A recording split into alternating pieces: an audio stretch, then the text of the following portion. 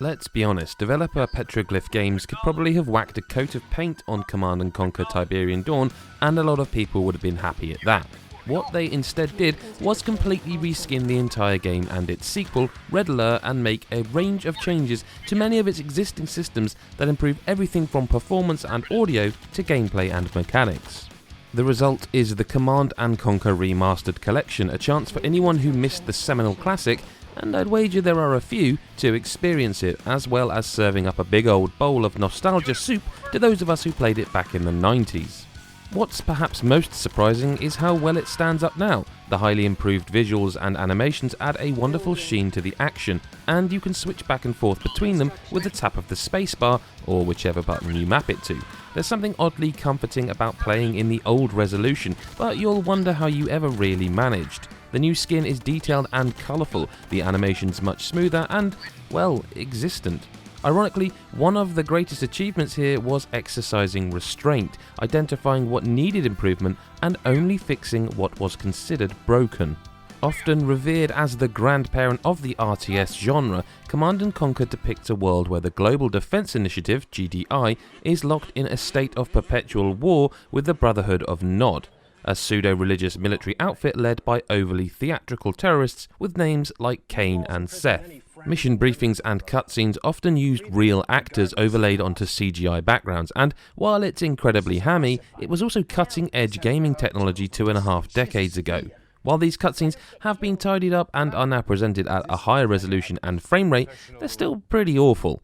The acting is unintentionally hilarious, combined with the costumes and sets to present something you'll likely see in a kids' TV show from the same era. It might not resonate with newcomers now, but veterans and old fans will likely remember these scenes rather fondly. There's certainly nothing wrong with the strategy element either. While the basic gameplay is less complex than some modern RTS games, there's still plenty to juggle. From spawning troops to building up your base of operations, protecting your harvesters as they collect precious Tiberian, and, of course, advancing on the enemy before they get a chance to advance on you. The constant chain of problems to solve, coupled with the stellar music to keep the pace high. Original composer Frank Klepecki has remastered the soundtrack to deliver these unforgettable tunes in a more modern way, and it's hard not to smile like a kid from the beginning of a mission to the end. There's something comfortable about the whole presentation, and that's not down to nostalgia. With tweaks to the unit queuing system and the UI across both Tiberian Dawn and Red Alert, the remaster collection will be a joy to even modern RTS fanatics. The multiplayer contains over 100 maps and remains as fast-paced as the campaign.